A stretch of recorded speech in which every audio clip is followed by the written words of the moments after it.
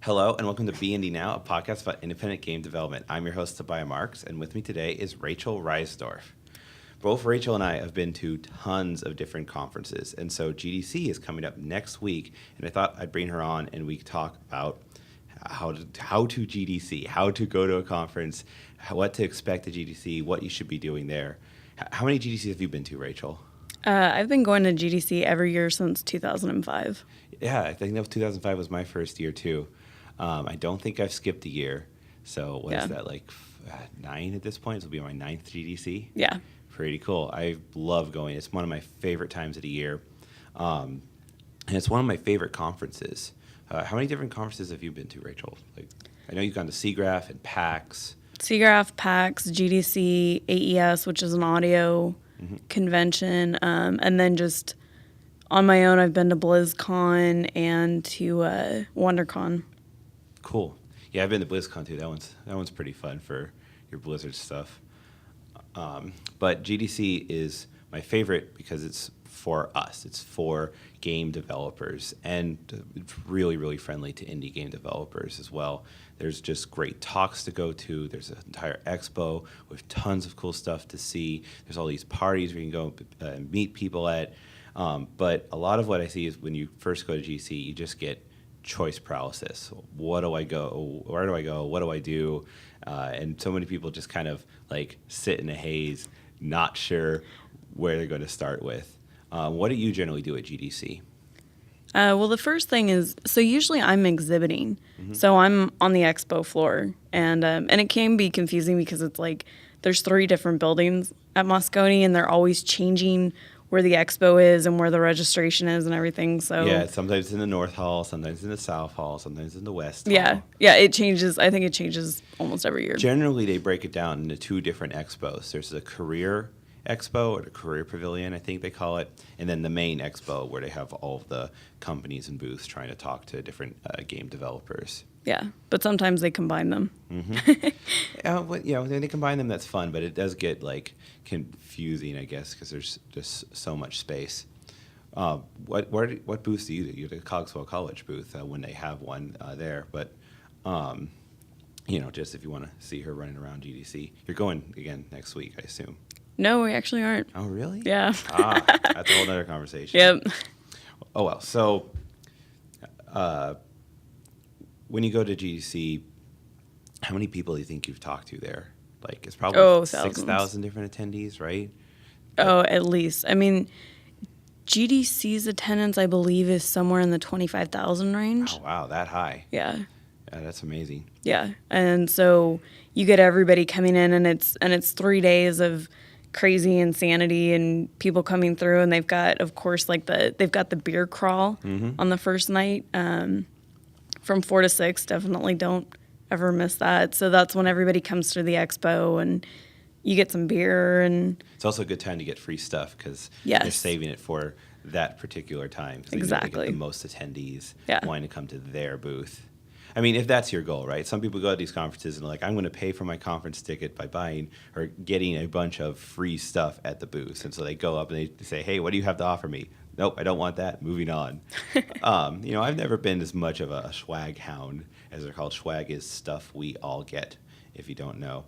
But if you're looking for that stuff, you want to go at right times to find it. There's like the beer crawl at like 4 o'clock on the first Wednesday. Day. Yeah. It's not the first day, it's the 3rd day, right? Oh.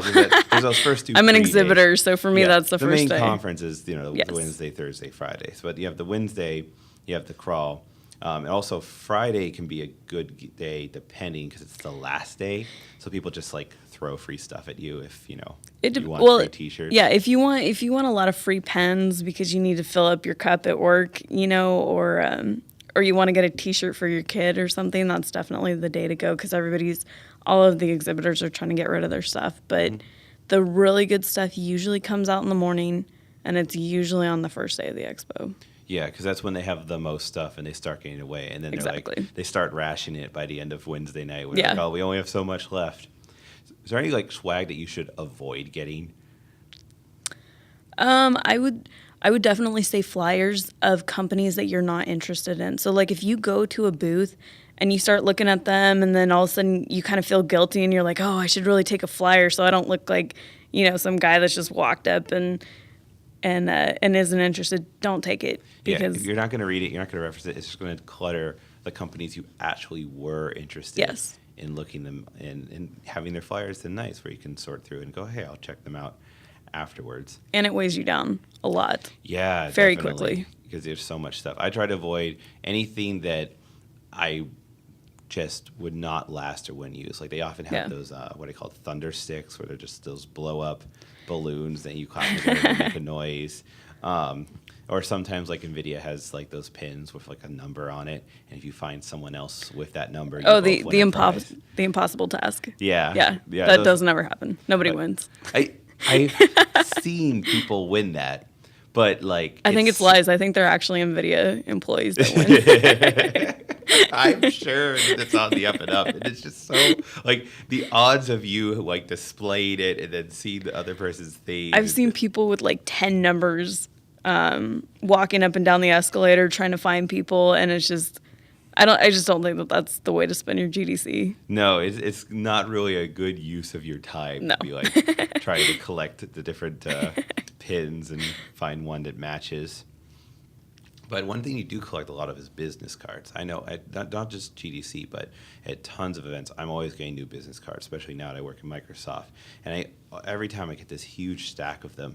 So I like to scan them afterwards just to get them digital, because I find that paper, it's nice to have it, but they end up just sitting in a box, sitting in a corner. I mean, do you do anything with your business cards? So a couple things I do with business cards. First off, you absolutely want to have a pen on you.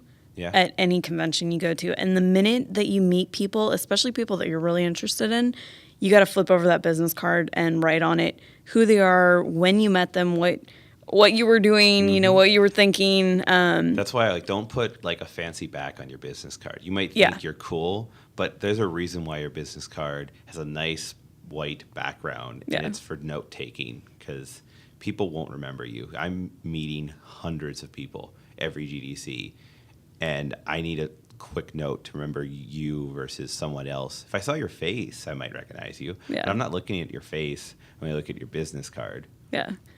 And you might also want to have like symbols for yourself that that you can reference, that maybe like super important follow-up versus like casual follow-up, or somebody where you just think, yeah, right. Yeah, some quick shorthand of like, this is somebody I absolutely must email afterwards. Because I've had it where like a week after GDC, I get an email from somebody. It's like, oh man, it was really great to meet you. And it's like, we met on the escalator. Yeah. And like, that was a casual follow-up. And maybe we were interested in talking, but there's some people who are vigilant about it. I'm going to email every single one of these people. And you can tell that like that email wasn't personal.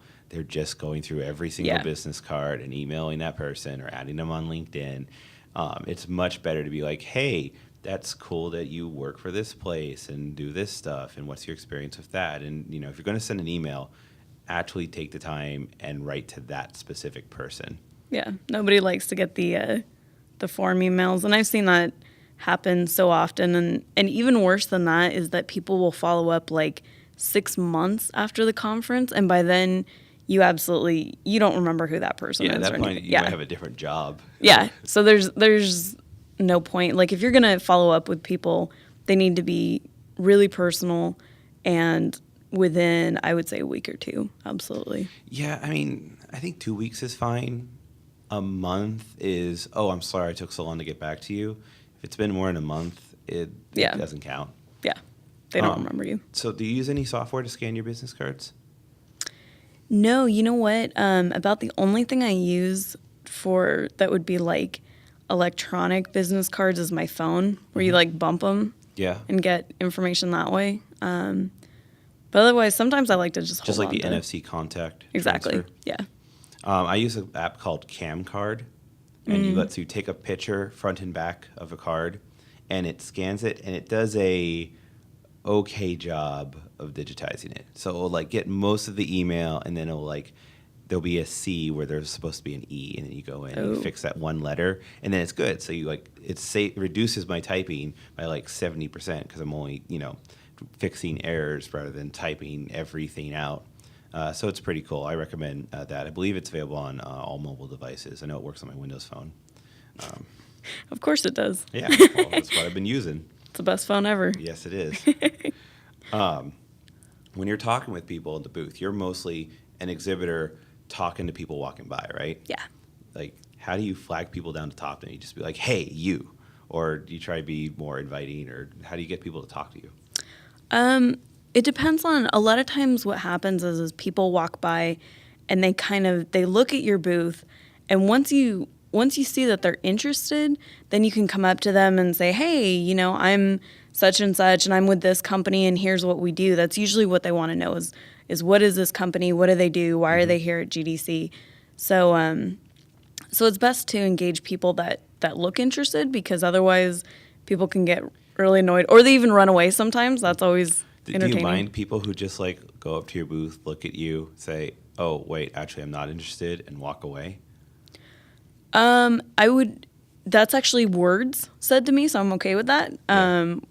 I get a lot of people who literally stand in front of the booth and they stare for about a good 5 minutes at the booth, and then they walk away. And that destroys me, because Do you say hi while they're standing there? Yes, yeah. And they've got tunnel vision, or they're thinking about something else or whatever. So I'd rather that they better said say, something. oh, this doesn't interest me. Sorry, I'm moving on. Yeah. Although nobody's ever really said that.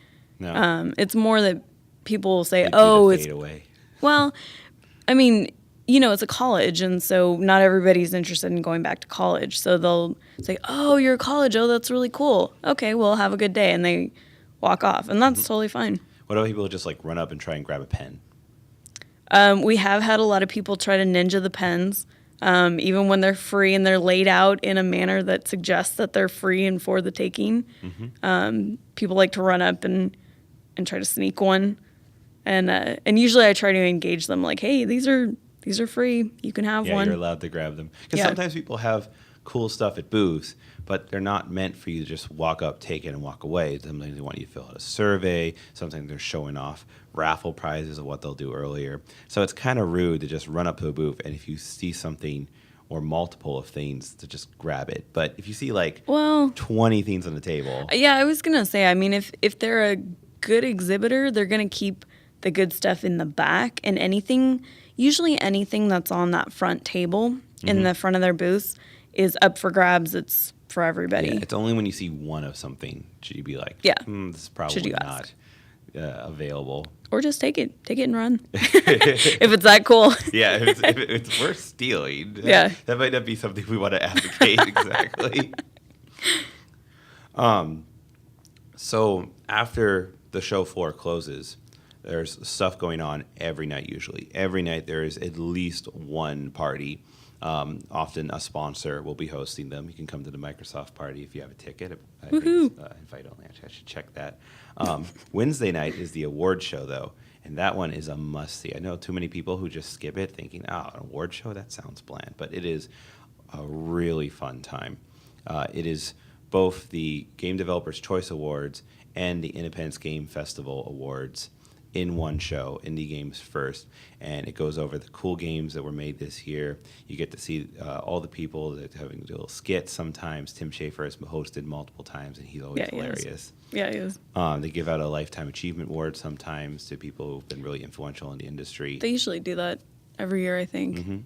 But yeah, no, it's what I really like about the IGF especially is that you get to see games that a lot of times are very experimental and really out there, and not things that you might think about normally, because the Game Developers Choice Awards are all about whatever's the big blockbuster games.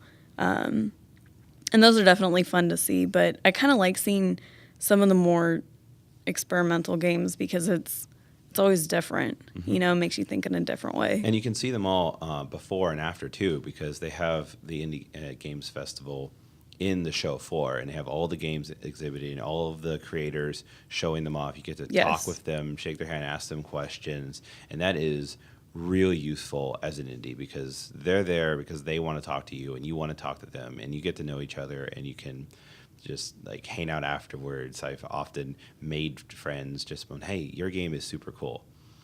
Well, and I think too, I mean, at this point, there are so many submissions into the IGF. So the people who are there at the IGF kind of section within the expo really have come a long way, and they've definitely got something to show. Yeah, these are not people who made a month prototype. Yeah, exactly. These are people who've put long hours into a project, who've really thought about it, who've really polished it, who've done something really cool or innovative or unique and worth seeing. And every single one of the games is very highlightable because they're one of hundreds at this point of the games that were submitted every year.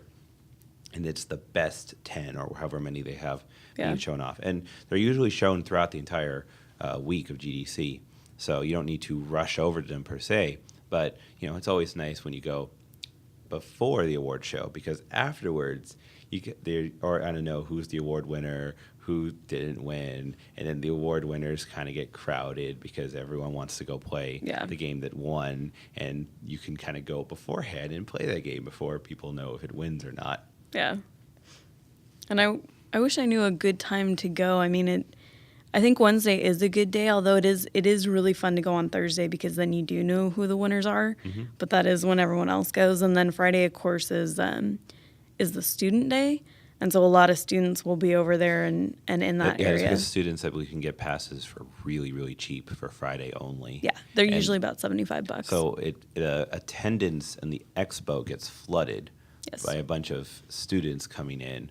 But it also means that the expo sometimes is already shut down. Some people just outright leave because, especially in the job fair, where they end up just getting flooded with a bunch of students who are not as experienced of what they're looking for sort of decisions. So they just wrap everything up and leave early. So if there's something that you absolutely must see, try to do it on Wednesday or Thursday. Yeah. So, I mean, in my opinion, Friday is kind of the worst day of GDC. You're also really tired, especially if you've also been going Monday, Tuesday. It's, you're kind of getting worn out by then. It's a good day to get a bunch of free stuff. It's a good day, stuff getting wrapped up. But Thursday is really the big party day. Yeah. That's where you have the most parties because Wednesday there's the award show, and so that has a lot of attendees, so the parties don't start till later. But Thursday night, that's when everyone has their big bash. And often you will get invites for multiple parties. I try to avoid parties that are just super open invitation because, they can be cool if they're interesting or they're hosted by a company that you want to meet those people at that company. Like if you want to talk to Microsoft people, you really want to get into the Microsoft party, right? But if you're just trying to look at developers and you want to find a party that has the people attending it that interest you, people you want to meet. And big parties often don't have free drinks, often are very expensive for their drinks. Like I've seen $12 for Galana and Iced Tea. It's ridiculous. Well, and a lot of times too, people at the bigger parties are, it's whatever you're going for. Like the people at the bigger parties tend to be trying to get drunk, right? And yeah, they're there to party. They're there to dance. Exactly. It's there for loud music. And if that's what you're going for, yeah, there you go. Cool. There are less networking opportunities, right? Because I guess that's a different goal, right? Some people want to do the parties to party, to have fun. Some people want to go and hang out with their friends. And some people want to go to network. Yeah. And I think networking is important because you can do fun, hang out with friends while you're networking. Those are not, mutually exclusive. But different parties focus on different ones of those aspects. I know there's the indie game meetup at Denny's every year. I forgot what day they host it, but there's a Denny's just down the street in San Francisco. And so then a bunch of indies just started, let's just go to Denny's for dinner.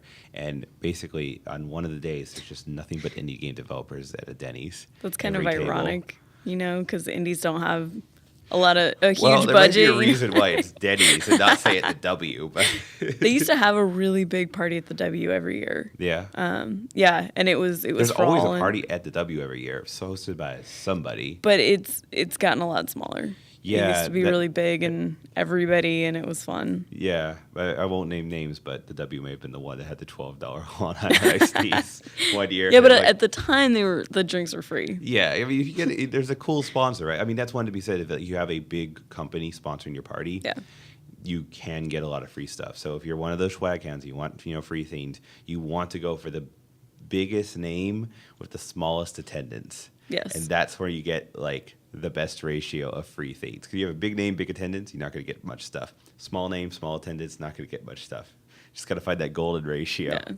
Well, and usually in order to get into those parties, because it used to be, like you said, it was just, these big open invites and everybody's like, oh, come to our party, but now I think they're really trying to, pull back on that. And so usually you have to talk to people at the booths for a while, and you might even have to ask, like, hey, is there a party going on? Yeah. I mean, some of them are like open invitation, but you really have to know somebody and you get this viral effect, which is, it's kind of sad because it's open invitation for everyone who's gone to GDC before. But if you don't know the right person, you might not have an invite. Yeah. Like not just hosting a party.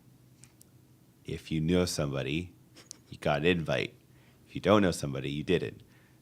People who got invites, maybe not that special. Maybe everyone's invited. Yeah. If you know the link, if you know where to look for. But, if you weren't actively seeking out that invite, you won't be on the RSVP list, and so you'll be farther back in the line. Yeah. Microsoft usually has pretty nice parties. They do. But I don't know what the attendance is for that. Usually, if you're interested in going to a party, you just go to that company and ask, "Hey, are you hosting a party? Who is that invite for?" Talk with people, and they'll give you an answer, right? If it's no, this is only for this, that's the answer. But it's like, oh well, you go here, talk to this. More friends, the more people. Oh, hey, I recognize you. You're a cool developer. You're making this. You showed me that awesome game. The more likely you're going to get in and talk with people and continue networking throughout the night, all night. Well, and I think the biggest thing is talking to people. I mean, that's, like, I feel like you really have to go up and show some interest in them and kind of show them what you're doing, and see what they're doing, and start making connections that way before you get into the party, because otherwise you just look like a party crasher. Yeah. I mean, not every party is corporate either. There's like the Wild Rumpus, which is that indie game party. Have you been to that one? I have not. Sounds like fun, though. Honestly, I didn't like it because it Really? was so crowded. So many people packed into a bar. It was just elbow to elbow. And it had some really cool games on display there, like really interesting games, good variety of them. But it was just so crowded that I couldn't move around, couldn't see anything, couldn't talk to anyone, couldn't hear anything. And I just wanted to leave early because it was just like I was not enjoying the time. I would much rather have a party where I can sit in a booth and talk and get to know somebody. I mean, that's in general. I don't really go to bars. I'm not much of a bar person, and most of these parties are hosted at bars, so it's probably just me. I probably would have loved it. Yeah, you might have loved it. Did they have dancing? Oh man, they had everything there. There you go. There's people doing all those. What's the name of that audio game where you play it by your voice?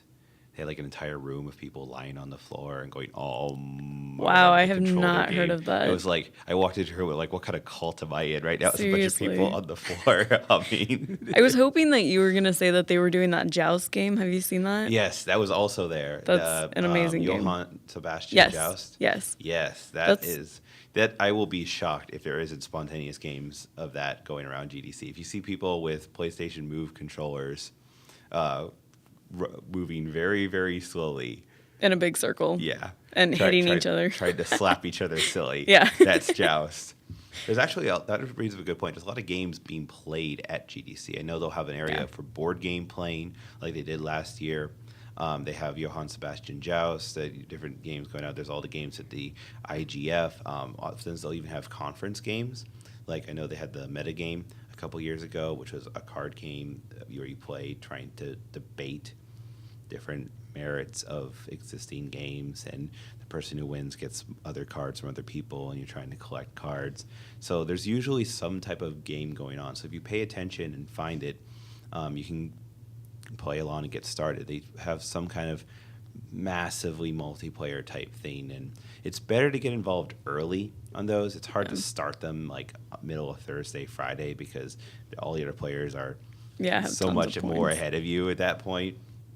If it's something that's like massively multiplayer where there's like levels involved or secret puzzles to unlock, but that depends on the game that's being played that year and if they have one. And I think there's actually a couple of companies that exhibit that do some of those games too. I know there was one where there was like a virus going around, and so you would go, they would give you like some stickers and you would go up to people and say that they had been infected. And then it was like this thing that just kept spreading. Yeah. So And it was kind of cool. virus role-playing board game type experience.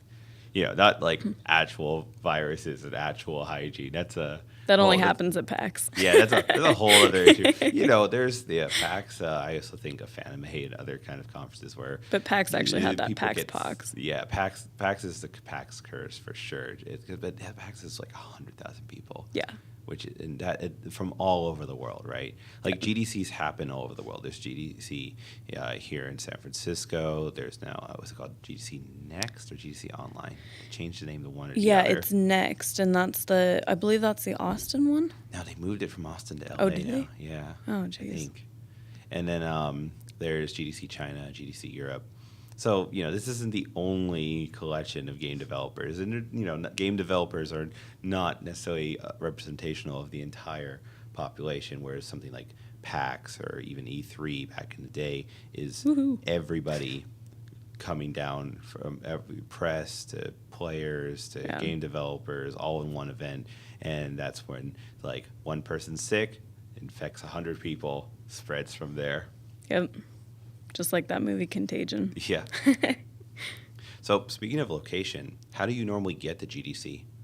So I actually take the public transportation because it's actually really convenient to the Moscone Center. So you can either take BART and get off at Powell Street and then just walk down, and it's a maybe 3 or 4 block walk, very, very quick.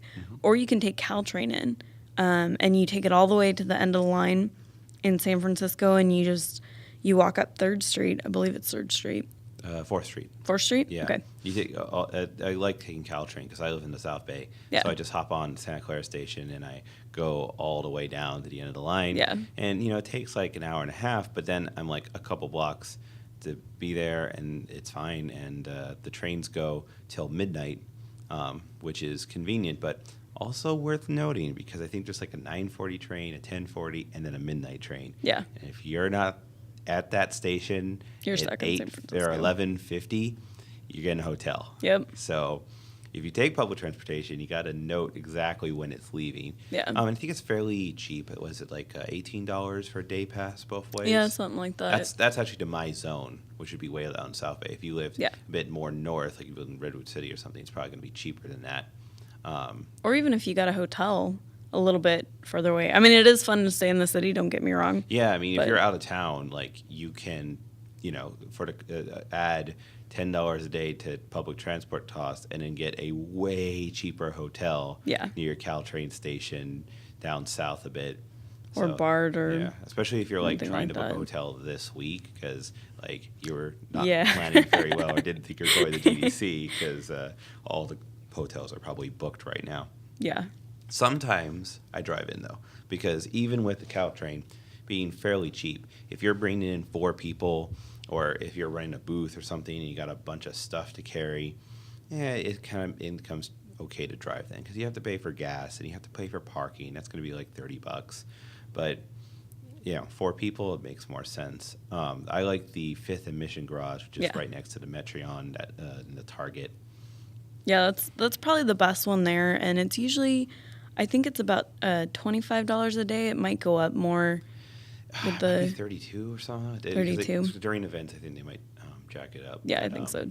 What's nice about it though is that it's open 24 hours, because there are some parking Yes. lots that are cheaper, but they close at like 8 p.m. And so Yeah. if you're not there, your car is stuck in there overnight.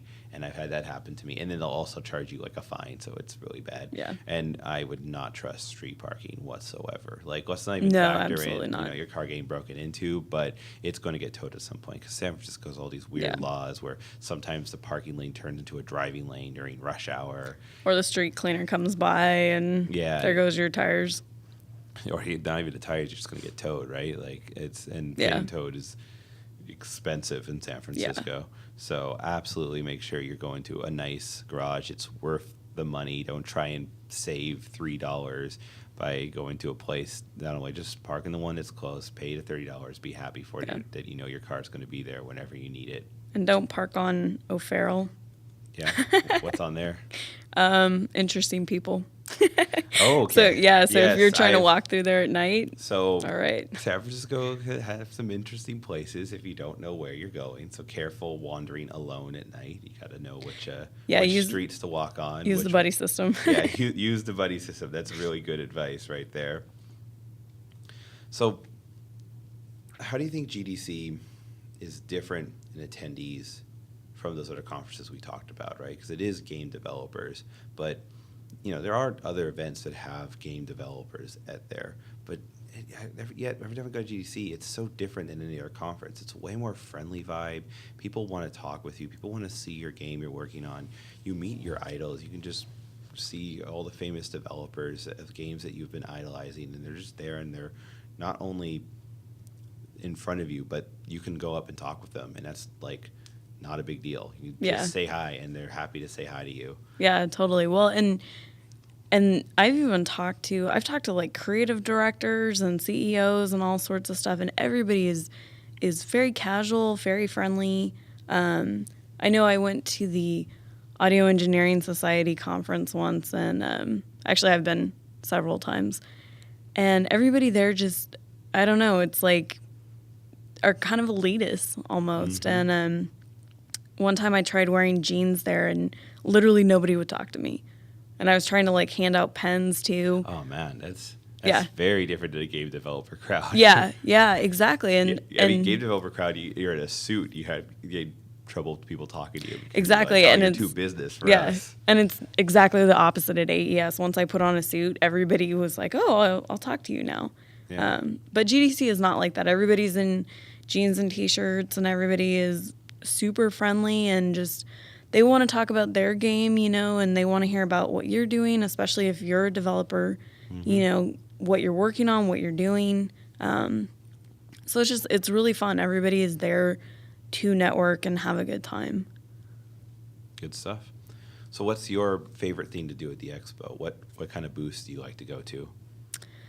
When you're not working it. When I'm not working, I love going to the IGF, of course. Mm-hmm. But I also like to see there's a lot of really good talks within some of the booths. Not just like the official GDC talks, but usually it's like Adobe will have a booth and have talks at it. And you can sit down in their booth, and they'll have a certain time when they'll be presenting something. Autodesk does a lot of them, and they have all sorts of, they'll have like rigging and animation demos, and here's how our software works, and here's how to do this kind of scripting. And they do a lot of them. Intel does a lot of them. And those are really cool. I think some of those might actually be better than some of the lectures because they're a lot more technical. Mm-hmm. And usually it's the people that are working right there in that.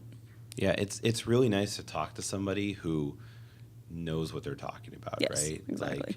Like someone who has experience working with that product. If you're going to the booth and it's a biz dev guy and he knows something about the product, maybe there's reasons why you talk to biz dev guys. But if you're a developer and you can talk to a developer, that's the person you want to talk to and ask, hey, is you have a developer there? Do you have an expert here? And they usually will have a guy working on it. Maybe he might not be at that booth at particular time, but you can schedule meetings. Hey, I'll be over, back here at 5. Will you be there? Yeah, can we go out to dinner and ask him some questions, or can I go, ask him this the question and get back to me on it, or even if you just want to talk with them and have them go over, what you need from their product, depending on exactly what it is. And it's great when you can talk to those technical people who know their stuff. And that's another thing when you're doing the lectures in the main conference too. You want to go to the talks based on the person, Yes. not so much the subject. Because look at the person, look at their background, look at their speaker history, and see, is this somebody who's going to say something interesting? It might be a really interesting company. That company might have made stuff that you really like, but if the speaker is boring, then the talk's not going to be worth going to. And likewise, the talk subject might be that's kind of vague. I'm not really sure what it's about, not that interested. And you might have a talk subject that's, I'm really interested in this subject. That's my passion. that might not be the talk to go to, because it might end up being, hey, here's a basic 101 about this thing that you are already into, you're already passionate about, and you're not really going to learn anything. And if you're not, there to ask that person a question about it, you should be spending your time learning about something you don't know, or learning about something more technical or more specific at a different level. I see a lot of mistake where it's like, I'm going to go to the things I already know and just get told to me all the stuff I've already learned. Yeah. No, you definitely need to branch out a little bit. And you never know, like, what you're going to find. Like, I sat in on a talk about how to create game docs. Mm-hmm. And it turned out that it was, well, first off, it was an amazing talk. And then it ended up being voted, like, the best talk at GDC. Mm-hmm. And so you never know, but. Yeah. I say, follow the crowd too. Like, if you see a bunch of people trying to go for a talk, trust the crowd. There's often very little I'll give that advice, but in this case, it's usually because that speaker is known for, saying something really good, or a really good presenter. You never know when there's a secret talk from Will Wright. It's that whole incident, whenever he gives a talk, it packs GDC so much that he has to not actually have his talks on the schedule when he does. He hasn't given one for a couple of years, so I have no reason to think that he will. But he does walk around the floor, though. Yeah, but just like all the all your favorite game development stars, they'll be there most likely. So, anything else? Any general advice you have for people preparing for GDC? Well, in general, you want to make sure you're doing it early and often, as they say. Just go. It's worth the money. It's worth the cost of the ticket. It's expensive. If you can't afford it, you can't afford it, and that's fine. But if you can afford it, it is definitely something worth going to. And whatever level ticket you're going to get something interesting at that level. If you go to the expo level, the expo is really cool. You'll see a lot of stuff. You'll learn a lot of stuff. You can go to those talks on the expo. If you pay for the all access pass, you're going to get more content than you can watch in a year. You're going to get so many lectures, so many talks, going to be there all 5 days. So whatever one in between you can afford, I'd recommend doing it. Yeah. So let's talk about games we've been playing lately. All right. Yeah, I've been playing Gone Home again. I've already talked about it on the show, but I played it through this time with commentary, which I love so much because I can hear the game developers' thoughts as they're going through the game. Oh, hey, this is why we put this here. This is how the game originally was. I think all games should have a commentary mode. That would be awesome. Yeah, I didn't really talk to them. Oh, wow. That's the first time I think my cell phone went off during the show. That's embarrassing. That's probably the best ringtone I've ever heard. But I didn't talk with the Gone Home guys when they were at IGF last year. Yeah, I think it was last year. So that's why you got to talk to everybody. Yeah, I know. But, I didn't play their game until like 2 or 3 months ago, and now I'm like, oh man, I really should have played it back then. So if you can look at the IGF ahead of time and say, this game's slightly interesting, but I haven't played it yet, and then go talk with them, it's a really good opportunity to you can definitely think of an interesting question, especially if you're trying to be indie yourself and you're trying to figure out what made them successful, what made them famous, what made people notice their game, and they'll be happy to tell you. That's honestly why they're there most of the time. Well, and ask them about their ideas and their inspiration, and what inspired them to do this or that or whatever. And that one simple question will lead into an amazing conversation, almost guaranteed. Absolutely. What about yourself? What games have you been playing lately? So I got Fable Anniversary, Cool. and I am extremely excited about it. I've been playing it. How many hours into it are you? Not very. I just cracked it open. So less than 10. Yeah, I got through the training Cool stuff, and I beat them. How many hours is that game? Do you know? I think Fable's probably like a 100-hour game, right? I put at least 90 to 100 hours, if not more, into Fable 2. Yeah. So I'm gonna imagine that it'll be. Depends on how much side quests you do, how many people you try to marry. Yeah. Well, that's the fun of it, right? Is trying to get all sorts of different people in different towns, and for me, I like to do the achievement blackouts. So I definitely want to do that for this one as well and get everything, all the side quests, all the blackout. Very cool. Yeah. Yeah, I have not played it myself, but I need to pick it up at some point. I have not actually gone through any of the Fables. I know my roommate was playing them, so like I watched them being played, but I didn't actually like play myself. I've actually never played. I never played the first one on the original Xbox. I started with 2, and 2 was absolutely amazing, and I couldn't put it down. I was like, oh my gosh, this is the best game. And then there was 3. And then there was Fable Anniversary. Didn't have a lot of good things to say about 3 there. Then. Not so much. All right. But enjoying Anniversary so far in your first couple hours? Yeah. Yeah. So far, so good. Very cool. If you want to find more about the show, you can go to beindynow.com as you find past episodes, show notes, cool stuff like that. You can also follow the show at beindynow on Twitter. If you want to find more about me, you can go to my website, tobiahmarks.com, or my Twitter at Tobiah Marks. Where can we find more about you, Rachel? You can find me on LinkedIn. You can search me. I think it's linkedin.com/Rachael Reisdorf, RACHAEL, and then REISDORF. Very cool. Thank you very much for listening. Thank you very much for being on the show, Rachel. Yeah, thank you. Go out there, make some games, and enjoy GDC. Woohoo!